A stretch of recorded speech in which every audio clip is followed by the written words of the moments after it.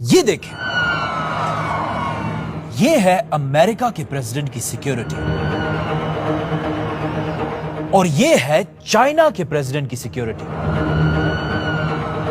یہ تو صرف عام پریزیڈنٹس ہیں، آج ہے اور کل نہیں ہوں گے، اور ان کی سیکیورٹی ایسی ہے تو سوچے انسانوں کی تاریخ کے سب سے انفلوئنشل آدمی کی سیکیورٹی کیسی ہوگی۔ مدینہ میں رسول اللہ صلی اللہ علیہ وسلم کا روزہ، یہ جگہ دنیا کی سب سے ہائی سیکیورٹی زونز میں سے ایک ہے۔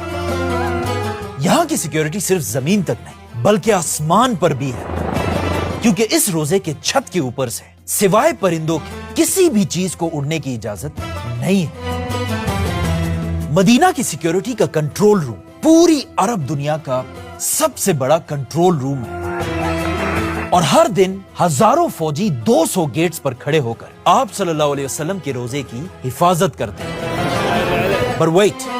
یہ صرف زمین کی اوپر کی سیکیورٹی ہے، لیکن اگر زمین کے نیچے سے بھی کوئی آپ صلی اللہ علیہ وسلم کے روزے تک پہنچنے کی کوشش کرے تو ایسا کرنا امپاسبل ہے، کیونکہ سعودی آرمی نے زمین کے نیچے ہر طرف سائزمک ریڈارز لگائے ہیں۔ مطلب اگر مدینہ کی زمین کے نیچے کوئی بھی چیز تھوڑی سی بھی ہلی تو اس کی خبر سیدھا سعودی فوج تک پہنچے گی، اور پھر کچھ ہی دیر میں پورے سعودی میں ایمرجنسی لگ جائے گی۔ لیکن یہ سب تو صرف آج کی سیکیورٹی ہے، لیکن ایسا ہمیشہ سے نہیں تھا، بلکہ کہا جاتا ہے آج سے 1000 سال پہلے 2 لوگ ایسے تھے جنہوں نے آپ صلی اللہ علیہ وسلم کے روزے کے اندر گھسنے کی کوشش کی تھی، اور ایسا کرنے کے لیے انہوں نے ایک بہت ہی خطرناک پلان بنایا تھا۔ اور یہ ساری کہانی ایک پرانے زمانے کی کتاب میں لکھی ہوئی ہے جو میرے پاس یہاں پر کئی پڑھی بھی ہوئی تھی۔ ایک منٹ، یہ ہے آج سے 500 سال پرانی السمودی کی کتاب، اور اسی کتاب میں انہوں نے یہ پوری کہانی ڈیٹیل سے لکھی ہے۔ لیٹس سی اس کتاب میں کیا ہے۔